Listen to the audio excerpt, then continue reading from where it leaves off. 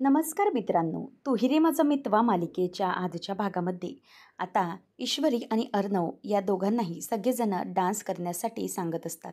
त्यावेळेला अर्णव आता ईश्वरीचा हात धरतो आणि तिला डान्ससाठी तयार करतो. खरं तर ईश्वरीला जरा ऑकवर्ड वाटत असतं, परंतु ती त्याच्यासमोर येते आणि समोर उभी राहते. तेव्हा मग अर्णव म्हणतो की चल मिस इंदोर, आपल्याला सगळेजण आज बघण्यासाठी आलेत.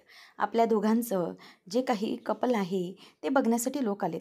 त्यामुळे आपण डान्स करूया आता आणि आपल्यामधली जी काही जादू आहे ती सगळ्यांना दाखवूया, ओके? असं आता अर्णव ईश्वरीला बोलतो आणि आपण परफेक्ट मॅच आहोत असं सगळेजण म्हणतात. तर ते सगळ्या जणांसमोर आता आपण दाखवून देऊया का? तेव्हा ईश्वरीला मात्र आनंद होतो. खरं तर ईश्वरीला हे सगळं दाखवून द्यायचं असतं आणि त्यामुळे ईश्वरी अर्णव हे दोघंजणी आता एकत्र येतात आणि डान्स करायला सुरुवात करतात. त्याच वेळेला मग आता मामा जोरजोरात टाळ्या वाजवून ईश्वरी आणि अर्णवचं कौतुक करत त्यांना डान्स करण्याचा आता भाग पाडतो. तेव्हा आता ईश्वरी आणि अर्णव हे दोघंजणही डान्स करायला सुरुवात करतात आणि जेव्हा दोघांचा डान्स परफॉर्मन्स सुरू होतो तेव्हा सगळेजण अगदी आनंदाने बघतच राहतात. अर्णव ईश्वरी हे दोघंजणी अगदी उत्तमच कपल डान्स करत असतात आणि ईश्वरी आणि अर्णवमधलं जे बॉन्डिंग असतं, म्हणजेच एकमेकांमधलं जे काही प्रेम असतं, ते प्रेम या डान्समधून पूर्णपणे सिद्ध होत असतं आणि हे प्रेम सगळेजणं बघत असतात आणि त्यांचं कौतुक करत असतात. अंजलीला तर अगदी खूपच हे सगळं खूप आवडलेलं असतं. ती अगदी आनंदाने त्या दोघांकडे बघत असते. अर्णव ईश्वरी हे अगदी प्रेमाने एकमेकांसोबत डान्स करत असतात. जे सगळेजणं म्हणत होते की ईश्वरी अर्णवला मॅच नाही, ते सगळंजणं अगदी बघतच राहतात. लावण्या तर तिकडे थांबतच नाही, कारण लावण्याला ते सगळं पाहून खूप चिडचिड होत असते, म्हणून ती तिथून अगोदरच निघून गेलेली असते. अर्णव हा डान्स करत असताना मामा, आकाश, बाकीचे सगळे हसत असतात. तेव्हा आकाश आता त्या दोघांकडे लगेचच नम्रताला खुणावतो आणि आपणही करूया का असा डान्स, असं तिला खुणावल्याबरोबर ती लाजून खाली बघते आणि अगदी लाजतच नाही नाही असं म्हणते. आणि मग त्याच वेळेला इथे दोघांचा हा डान्स पार पडलेला असताना सगळेजण जोरजोरात त्यांच्यासाठी टाळ्या वाजवायला लागतात. आता हे सगळं होत असताना ईश्वरी अर्णव एकमेकांकडे बघतच असतात.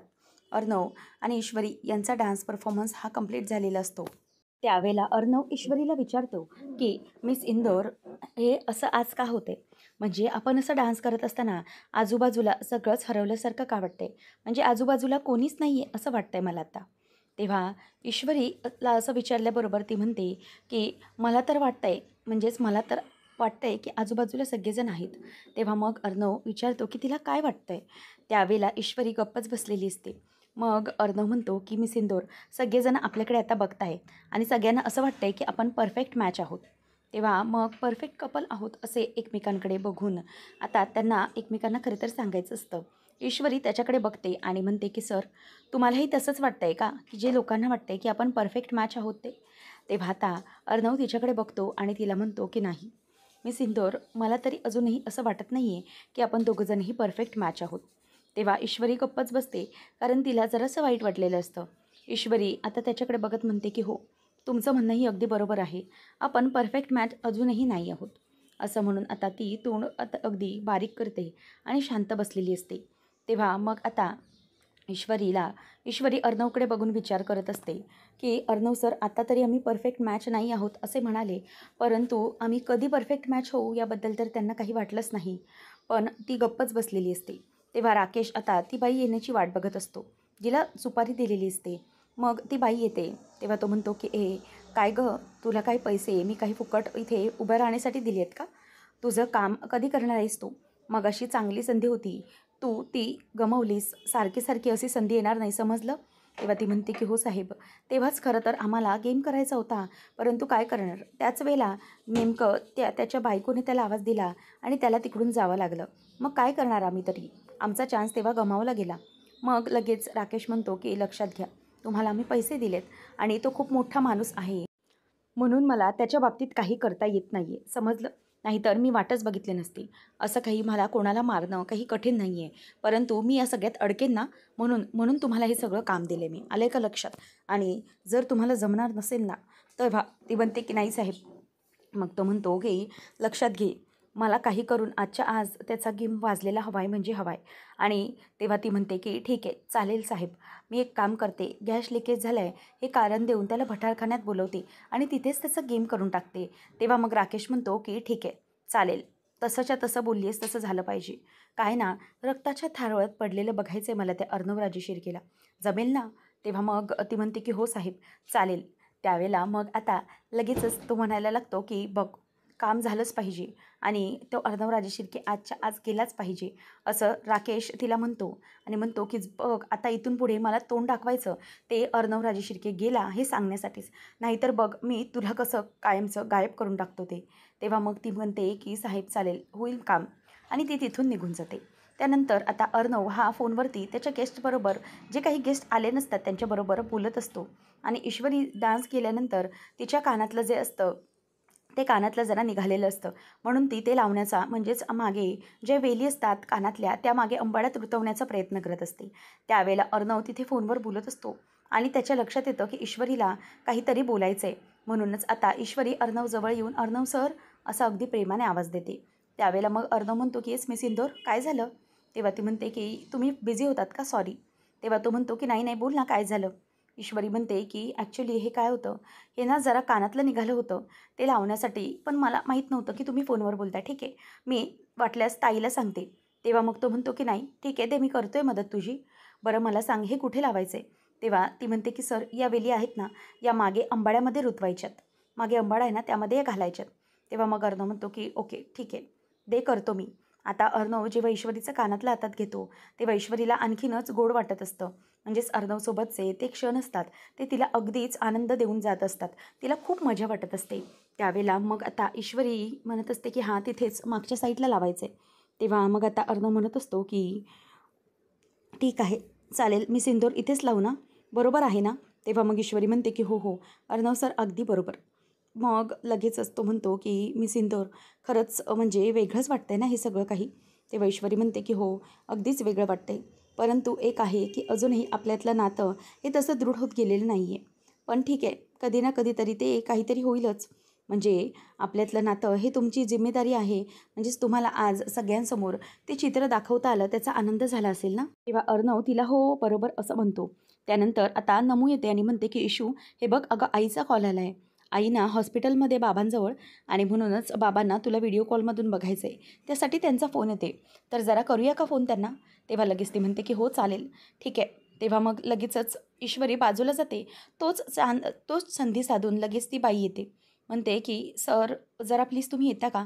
एक प्रॉब्लेम आहे, म्हणजे कोणाला तरी पाठवता का? तेव्हा अर्णव म्हणतो की काय प्रॉब्लेम झाला? तेव्हा ती सांगते की ॲक्च्युली एक प्रॉब्लेम असा झाला आहे सर की तिथे ना इथे जेवण बनवत आहेत ना तिथे गॅस लिकेज झाला आहे. तेव्हा तो म्हणतो की काय गॅस लिकेज झाला आहे, जस्ट शो मी. तेव्हा मग तो तिच्याबरोबर जातो. तेव्हा ती बाई पण जायला लागते आणि हे सगळं होत असताना आता राकेश मात्र खूप आनंदात असतो.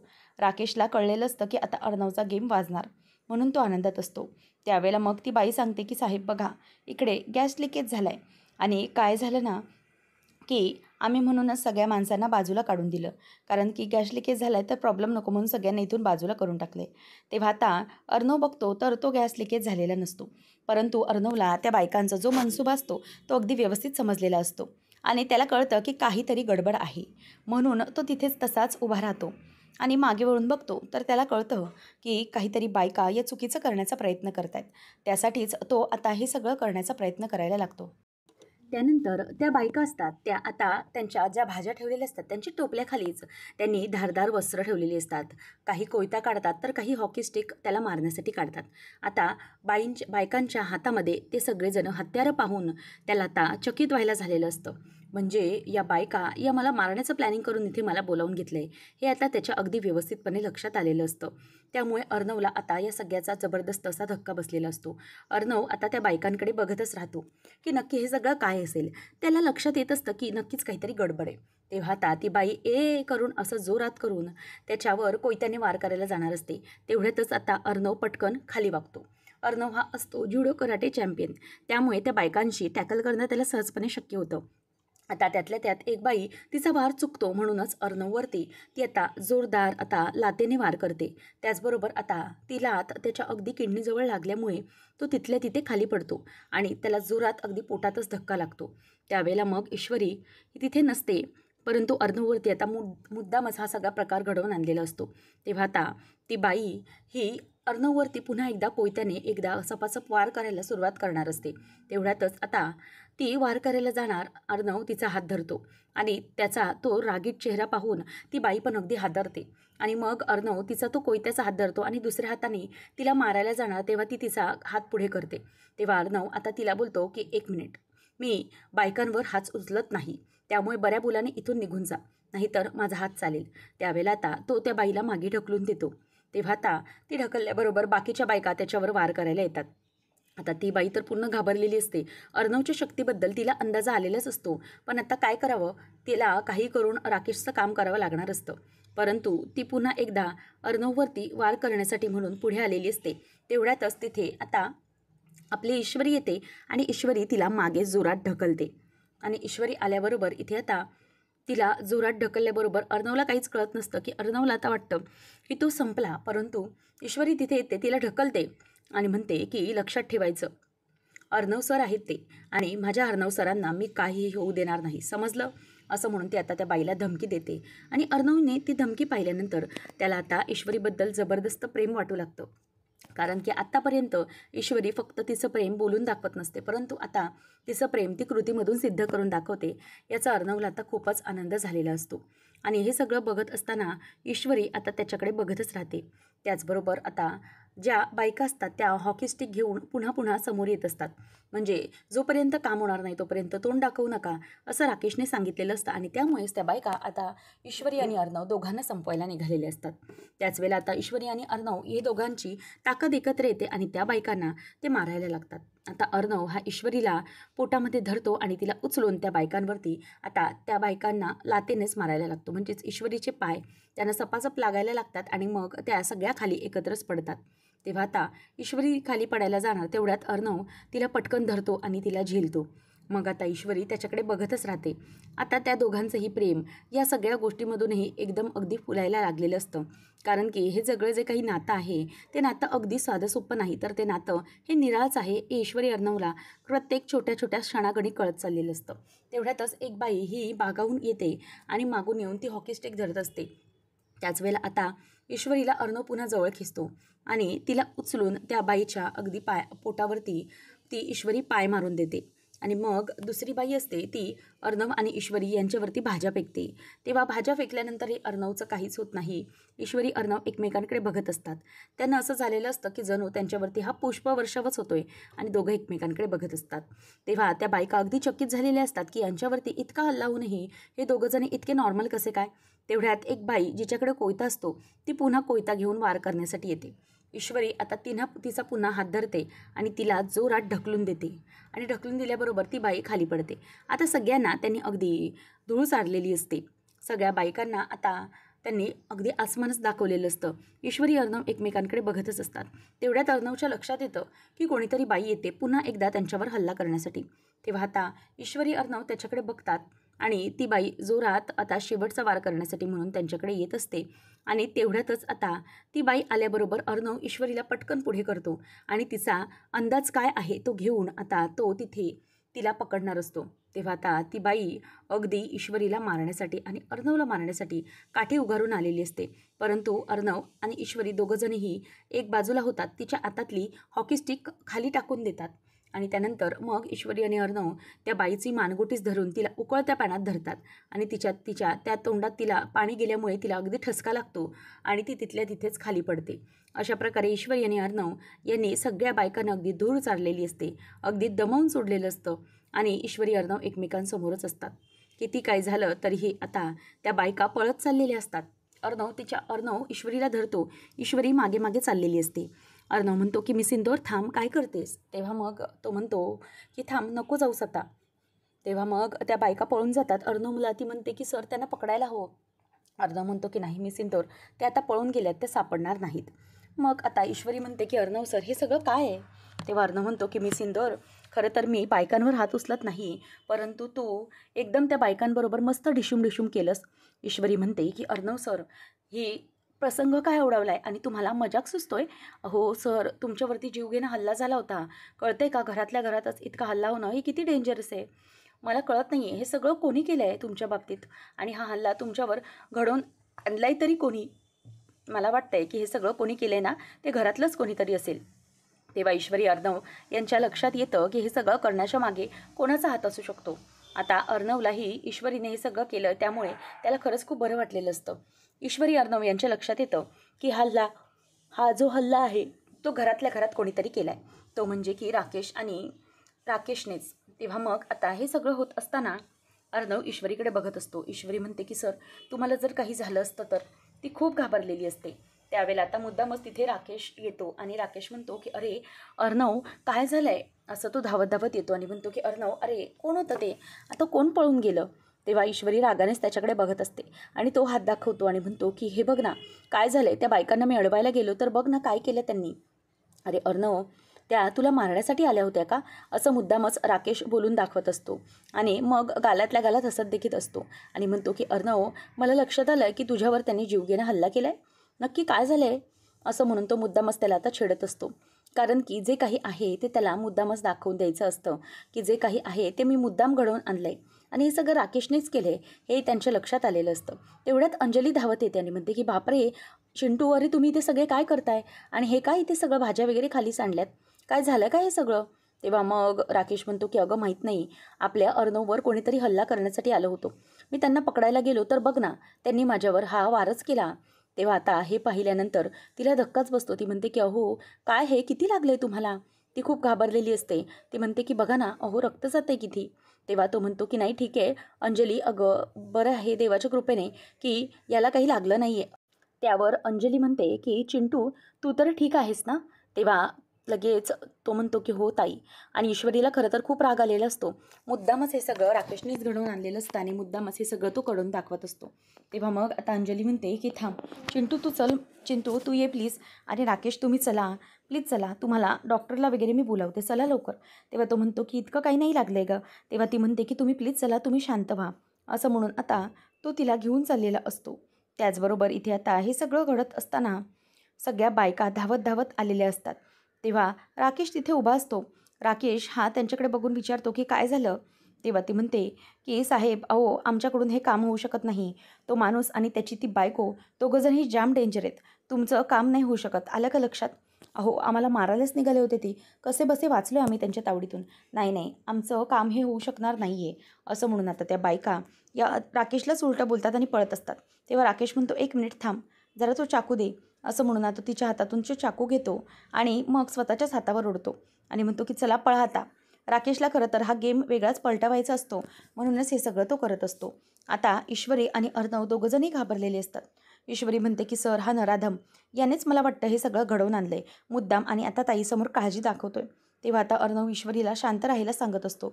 अंजली म्हणत असते की तुम्ही चला बघू, चला लवकर आपण डॉक्टरांना दाखवूया. ताईचा जीव अगदी वरखाली होत असतो, परंतु हे सगळं राकेश मुद्दाम करतोय हे त्यांना काहीच माहीत नसतं. आता ईश्वरी ही घाबरलेली असते. ती म्हणते की अर्णव सर, हे ना मुद्दाम काहीही घडवून आणतोय हा माणूस. तेव्हा आता ईश्वरी म्हणते की सर चला आपण आता सगळे तिकडे जाऊया, नाहीतर खूप मोठा परत प्रॉब्लेम होईल, काहीतरी नक्की घडू शकतं. आता अंजली ही त्याच्या राकेशच्या हाताला अगदी डेटॉल वगैरे लावून देत असते आणि त्याची जखम साफ करत असते. तेव्हा मग तो म्हणतो की दुखतंय, त्रास होतोय मला. तेव्हा ती म्हणते की मग होणारच ना त्रास, अहो किती लागलंय ते तुम्हाला बघा जरा. तेव्हा सगळेजणं अगदी त्या राकेशचं कौतुकच करत असतात की बापरे, खरंच राकेशमुळे सगळं घडलं, त्याच्यामुळे अर्णवचा जीव वाचला. असं चित्र सगळ्यांसमोर त्याला उभं करायचं असतं आणि म्हणूनच त्याने हे सगळं घडवून आणलेलं असतं. तेव्हा आता अंजलीकडे मामा बघत असतो. तिची ते अवस्था पाहून खरं तर मामाला खूपच वाईट वाटत असतं. राकेश आता बघत असतो आणि अगदी केविलवाना चेहरा करून असतो. मामी म्हणत असते की खरंच जावई बापू, हे कसं झालं? म्हणजे तुमच्यावरती हा हल्ला झाला तरी कसा? तेव्हा तो सांगतो की ते माणसं ज्या बायका होत्या त्या अर्णववर हल्ला करायला आल्या होत्या. खरंच त्यांचं मला काहीच कळलं नाही की नक्की हे सगळं काय आहे. तेव्हा आता ईश्वरीला मात्र राग येत असतो. मामी म्हणत असते की खरंच खरंच म्हणजे ना, हे सगळं झालं ते मात्र फक्त जावई बापूंमुळे. जावई बापूंमुळेच आपल्या अर्णवचा जीव वाचलाय खरं तर. जावई बापूंनी खरंच त्यांचं कर्तव्य खूप छान केलं आहे. मला कळतच नाही आहे की हे सगळं काय आहे. तेव्हा मग लगेच तो म्हणतो की हो, मी हे सगळं केलं ते फक्त आणि फक्त अर्णवसाठी. अर्णववर जे माझं कर्तव्य होतं ते कर्तव्य त्याच्या बाबतीतलं मी पार पाडलं बस. तेव्हा लगेच वल्लरी म्हणायला लागते की हो जावई बापू, खरंच घराला अगदी उत्तम जावई मिळाला आहे, अगदी कोणाची नजर लागेल असं जावई मिळालं आहे. जावयाच्या बाबतीत तर या घराने नशीबच काढले. पण खरंच इतर लोकांना आपली कर्तव्ये कधी समजणार आहेत ना काय माहिती. इतर लोक फक्त आपले असेच असतात. ईश्वरीला मुद्दामच ती टोमणा मारत असते. अर्णव गपचूप असतो. ईश्वरीला तो काहीच बोलत नाही. त्यानंतर मग अर्णव हा तिच्याकडे बघतच राहतो. आता त्याला माहीत असतं की हे सगळं जे काही चालू आहे ते राकेशची मुद्दाम नाटकं चालू आहेत. तेव्हा मग राकेश म्हणत असतो की हे सगळं जे काही झालं ना ते ठीक आहे. मी माझं कर्तव्य पार पाडलं आहे बस. आणि अर्णवला काही झालं नाही. देवकृपेने ते बरं झालं. अर्णव तुला काही झालं नाही ना रे बाबा, असं मुद्दामच तो त्याला विचारत असतो. अर्णव त्यावर काहीच बोलून दाखवत नाही. आणि नंतर मग तो बघतच राहतो फक्त. चिंटू तुला काही झालं नाही ना, तुला काही लागलं नाही ना ईश्वरी तुला, असं ती विचारते. त्यावेळेला आता अर्णव म्हणतो की नाही ताई, प्लीज तू काळजी घेऊ नकोस, मला काहीही झालेलं नाही, आय एम परफेक्ट, असं आता तो तिला सांगत असतो. मग खरं तर अंजलीची जी हालत असते त्यामुळे त्यालाही खूप वाईट वाटत असतं, म्हणजेच अर्णवला. तेव्हा अर्णव आता सांगतो की आकाश एक काम कर, तू नम्रताला आता घरी सोडून ये. तेव्हा जेव्हा नम्रताला आकाशला घरी सोडायला सांगितलं जातं तेव्हा मात्र मामीचं तोंड वाकडं होतं. मामीला राग येतो की प्रत्येक वेळेला मी या दोघांना थांबवण्याचा प्रयत्न करते, परंतु तरीही हे दोघंजणही एकत्रच असतात. आता नम्रता म्हणते की ताई चालेल, चल मी निघते हां, असं म्हणून आता ती तिथून निघत असते. नम्रतालाही खरं तर जो राकेशचा चेहरा असतो तो राकेशचा खरा चेहरा अगदी व्यवस्थितपणे माहीत असतं, परंतु काहीच करू शकत नसते. ती तशीच गप्प असते. नंतर आता मी सगळ्यांना ती आता लांबूनच बाय बोलते आणि हे सगळेजण बघतच राहिलेले असतात. खरं तर या सगळ्या गोष्टींमध्ये आकाश आणि नम्रता दोघं बाजूला निघून जातात, परंतु अर्णव मात्र नजर रोखून अगदी त्यांच्याकडे बघतच राहिलेला असतो. ईश्वरी ही गपचूप असते, कारण की तिला माहीत असतं की कितीही काही झालं तरीही हे सगळं मुद्दाम राकेश घडवतोय. पुढच्या भागामध्ये आपण पाहणार आहोत ईश्वरी रडत असते. अर्णवला मिठी मारून म्हणते की अर्णव सर, मला खरंच खूप काळजी वाटते तुमची. जर आज तुम्हाला काही झालं असतं तर मग मी स्वतःला कधीच माफ केलं नसतं. खरं तर हे सगळं माझ्यामुळेच होतं आहे असं वाटतं मला. खरंच अर्णव सर, मला खूप वाईट वाटते, असं ती आता म्हणत असते. त्यावेळेला मग आता अर्णवला ईश्वरी मिठीत आल्यामुळे खरंच खूप शांत वाटलेलं असतं. दोघंही एकमेकांजवळ असतात. ईश्वरी आता तिथून बाजूला होते आणि तिच्या गणूबाप्पाजवळ हात जोडून म्हणते की हे गणूबाप्पा, किती काही झालं तरीही तू अर्णव सरांच्या मागे अगदी खंबीरपणे उभा राहा. त्यांना काहीही होऊ देऊ नकोस. त्यांच्या पाठीशी राहा कायम, त्यांच्यासोबत राहा, असं म्हणून ईश्वरी आता अर्णवसाठी हात जोडून देवाकडे प्रार्थना करत असते. हे अर्णवला खरंच खूप आवडलेलं असतं आणि ईश्वरीचं हे प्रेम अगदी नकळत असलेलं पाहून अर्णवला खूप बरं वाटत असतं खूप. त्यानंतर मग अंजली ही फोन लावत असते. तेव्हा राकेश म्हणतो की काय गं अंजली, कोणाला फोन लावतेस तू? तेव्हा ती म्हणते की पोलिसांना. आज जे काही घडलं आहे त्याबद्दल पोलिसांना काही करून इन्फॉर्म करायलाच हवं, असं म्हटल्यावर आता राकेश जरासा घाबरतो आणि म्हणतो की काय, आता तू पोलिसांना फोन लावतेस कशासाठी? तेव्हा मग ती म्हणते की घरामध्ये आज असा जो काही जीवघेणा हल्ला झाला आहे त्यावरून पोलिसांना नक्कीच कळवायला हवं की हे जे काही घडतं आहे ते नक्की काहीतरी थांबवायला हवं, असं आता ती सांगत असते. त्याचबरोबर राकेशला भीती वाटायला लागते की जर पोलिसांपर्यंत हा मॅटर गेला तर नक्की काय होईल. त्यावेळेला आता इन्स्पेक्टर साहेब घरी आलेले असतात आणि मग काल रात्री अर्णवराजे शिर्के यांच्यावर इथेच हल्ला झाला होता ना? तेव्हा अर्णव म्हणतो की हो, पण मला कळत नाही आहे की सर तुम्हाला बोलावलं कोणी? त्यावेळेला मग लगेचच पोलिसांना राकेश विचारतो की हो साहेब, तुम्हाला कोणी बोलावलं? त्यावेळेला मग आता इन्स्पेक्टर साहेब म्हणतात की अर्णवराजे शिर्केंकडून फोन आला होता. आता हे ऐकल्यानंतर दोघं एकमेकांकडे बघतच बसतात. आता नेमकं पुढे काय घडणार पाहणं रंजकतेचं ठरेल. अशाच अपडेटसाठी चॅनलला नक्की सबस्क्राईब करा. धन्यवाद.